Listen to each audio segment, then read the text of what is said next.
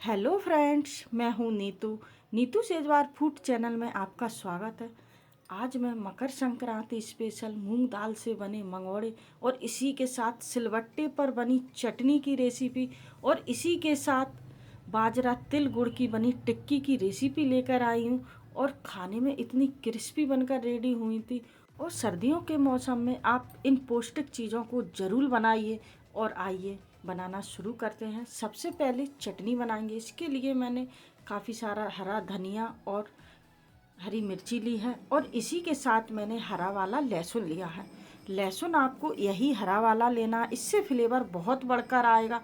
और इसी के साथ इसमें आप हल्का सा नमक डालिए। अगर आपको ये लहसुन ना मिले तो आप सादा वाला लहसुन की 4-5 कलियां ले सकते हैं। और यह चटनी देसी टमाटर से बनकर रेडी होगी, इसलिए आपको देसी टमाटर ही डालना है। अब इसमें आप हल्का सा पानी डालिए और इनको पीस लीजिए। एक बार आप इस चटनी को मेरे तरीके से बनाकर ज़रूर देखिए, आप सारी चटनियाँ खाना भूल जाएंगे और इतनी स्वादिष्ट बनकर रेडी होगी ये चटनी। और सिलवट्टे की तो बात ही कुछ अलग है। और यह चटनी को आपको बिल्कुल बारीक कर लेना है।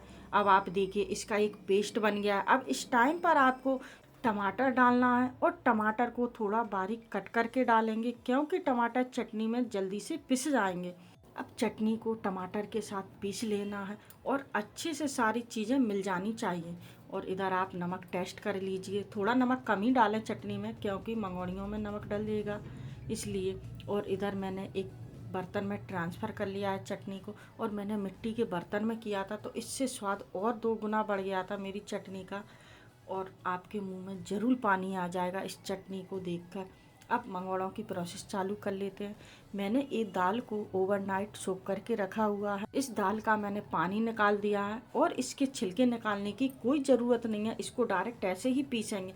अब एक जार लिया है और जार में इस दाल को ट्रांसफ़र कर देंगे। और दाल आपको इधर थोड़ी दरदरी ही पीसना है, क्योंकि तभी आपके मंगोड़े क्रिस्पी बनकर रेडी होंगे। मिक्सर को आप पल्स मोड पर चलाइए, बंद करिए, चालू करिए, बंद करिए, चालू करिए। आपकी दाल एकदम दरदरी पिसकर रेडी हो जाएगी। अब आप देखिए दाल इस तरीके से पिसनी चाहिए।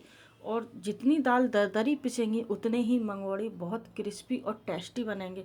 अब इस दाल को इस बाउल में ट्रांसफ़र कर लेंगे। यहाँ पर आपको ना उड़द की दाल डालने की ज़रूरत है, ना बेसन डालने की ज़रूरत। ऐसे ही मैं डायरेक्ट मूंग की दाल से मंगोड़े बनाकर दिखाऊंगी।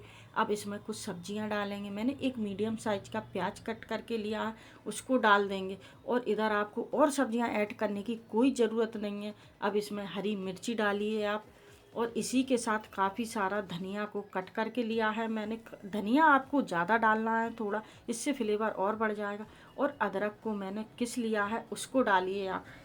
अदरक को आप दाल के साथ पीसकर भी डाल सकते हैं, लेकिन मैंने किसके डाल दिया है। और इसी के साथ हल्की सी हींग डालिए, इससे फ्लेवर और बढ़ेगा आपके मंगोड़ों का। और इसी के साथ 1 चम्मच भर के मैंने धनिया पाउडर लिया है और आधी चम्मच लाल मिर्ची पाउडर लिया है। और नमक आप अपने स्वाद के अनुसार लीजिए। और इसी के साथ मैंने 2 चम्मच भर के सौंफ ली है। सौंफ की मात्रा आपको थोड़ी ज़्यादा लेनी है, क्योंकि मंगोड़ों में सौंफ का फ्लेवर बहुत अच्छा आता है। और 1 चम्मच खड़ा धनिया लिया है मैंने। और इसी के साथ मैंने आधी चम्मच गर्म मसाला लिया है। आप गर्म मसाला पसंद हो तो ही डालें। और इन सब चीज़ों को मिक्स कर लीजिए। आपको थोड़ा अच्छे से मिक्स करना है हाथों से, क्योंकि एक बाइंडिंग हो जानी चाहिए आपके पेस्ट की। और अब आप देखिए सारी चीज़ें मिलकर बिल्कुल रेडी है और इस तरीके से आपका डो बंधने लगेगा। और इसको रख देते हैं साइड से। अब इधर बाजरे की टिक्की बनाने की प्रोसेस चालू कर लेते हैं, क्योंकि एक ही साथ दोनों चीज़ें फ्राई हो जाएंगी। और मैंने एक पतीला लिया है जिसमें मैंने आधा कप चीनी ली है।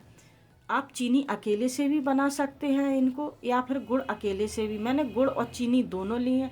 अब इसमें हल्का सा मैंने पानी डाल दिया। इससे क्या है, चीनी जल्दी घुल जाएगी और गर्म होकर थोड़ी और जल्दी घुल जाएगी। अब इसी के साथ इसमें आधा ही मैंने गुड़ डाला है इतना। और गुड़ को इसी के साथ मेल्ट कर लेंगे। चीनी को पहले मेल्ट करिए, क्योंकि बाद में चीनी घुलती नहीं है गुड़ के साथ डालने से, इसलिए आप ये प्रोसेस पहले करें। और चलाते हुए मैंने सारे गुड़ को मेल्ट कर लिया है। और यह गुड़ वाला पानी भर के बिल्कुल रेडी है। अब इस पानी को छानना बहुत ज़रूरी है, क्योंकि गुड़ में कभी कभी थोड़े रेसे और कंकड़ भी निकल आते हैं, इसलिए मैंने इस सारे पानी को छान लिया था। और हल्का पानी गुनगुना ही रहेगा, तभी आपका आटा अच्छी तरह लगकर रेडी होगा। अब पानी बिल्कुल रेडी है गुड़ वाला। अब मैंने इधर तिल लिए थे, उनको पानी में भिगोकर रख दिया था। और अब आप देखिए तिल भी फूलकर बिल्कुल रेडी है। इनको आप 5-10 मिनट के लिए रख दीजिए, इतने में फूल जाएंगे। अब एक बर्तन लीजिए, अब इसमें आटा लगाना है। इधर मैंने बाजरे का आटा लिया है और यह मैंने 2 कप लिया है। आपको जितनी टिक्कियाँ बनाना हो आप उतना आटा लीजिए और इसी के साथ जो तिल भीगे हुए रखे हैं उनको डाल दीजिए। इससे क्या यह आटे में अच्छे से बाइंड हो जाएंगे गीले होने के बाद, और सूखे तिल बिखर जाएंगे। अब इसका एक आटा लगाकर रेडी करना है। जो गुड़ और चीनी वाला पानी है उससे आप आटा लगाइए। पानी हल्का गुनगुना ही होना चाहिए, तभी बाजरे का आटा लगकर बहुत अच्छे से रेडी होगा। और आप हल्का हल्का पानी डालते जाइए और इसका एक ना ज़्यादा टाइट ना ज़्यादा सॉफ्ट डो लगा लेना है। और डो को ज़्यादा टाइम तक रखना नहीं है बिल्कुल भी, बस हल्का सा मसल लीजिए इसको 2-4 बार और टिक्कियाँ बनाने के लिए बिल्कुल रेडी हो जाएगा आपका डो। और अब आप देखिए डो लगकर बिल्कुल रेडी है और मैंने हल्का मसल लिया, इसलिए क्या है तिली अच्छे से बाइंड हो गई है आटे में। अब हल्का सा पोर्शन लीजिए आप आटे का और इसकी एक गोल लोई बनाकर, और इसको मैंने बटर पेपर की मदद से बेला है। आप इसकी जगह आपके पास कोई पॉलीथिन हो या प्लास्टिक बैग हो उससे भी आप बेल सकते हैं, या किसी की पॉलीथिन आती है, रिफाइंड ऑयल हुआ, दूध की पॉलीथिन हो या साड़ी वाली पॉलीथिन आती है, उनसे बेल सकते। और इसको मैंने ग्रीस कर लिया है बटर पेपर का, दूसरा बटर पेपर और रख देंगे इसी के ऊपर। और जैसे पूड़ी पराठे रोटियां बनाते उस तरीके से आप धीरे धीरे बना लीजिए। आपकी बाजरा की टिक्की बिल्कुल भी नहीं टूटेगी और बिल्कुल भी शेप खराब नहीं होगा।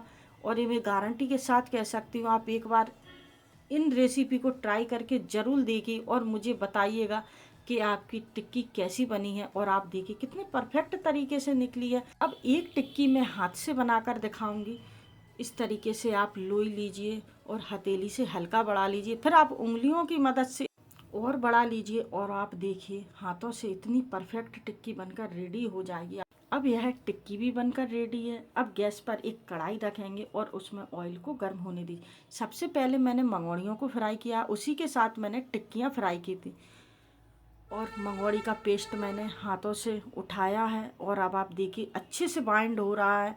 और बस इसको तेल में आप फ्राई करिए। और ऐसे ही बिना सेप के मैंने सारी मंगोड़ियाँ डाल दी हैं, कोई सेप देने की ज़रूरत नहीं है। और इनको अभी चलाना नहीं था, हल्का सा कलर देखने लगे तब आप इनको चलाइए और आपकी मंगोड़ियाँ बिल्कुल फ्राई होकर रेडी हैं।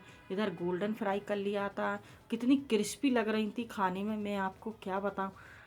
और इसी के साथ ये बाजरा की टिक्की को फ्राई किया था मैंने 4-5 टिक्की बनाकर रेडी कर ली थी पहले, और एक एक करके सारी टिक्कियों को डाल दिया था। इधर आपको टिक्कियों को बिल्कुल भी चलाना नहीं है, आपकी टिक्की टूट सकती हैं, इसलिए आप इनको थोड़ी देर बाद चलाइए जब इसमें कलर आ जाए। अब आप देखिए बिल्कुल फ्राई होकर रेडी हो गई हैं। इस टाइम पर निकालिए आप इनको, क्योंकि ये ठंडे होने के बाद हल्का सा कलर और पकड़ लेंगी। अब आप देखिए कितने परफेक्ट तरीके से टिक्की फ्राई होकर रेडी हो गई हैं और इतनी क्रिस्पी बनकर रेडी हुई थी, मैं आपको क्या बताऊं।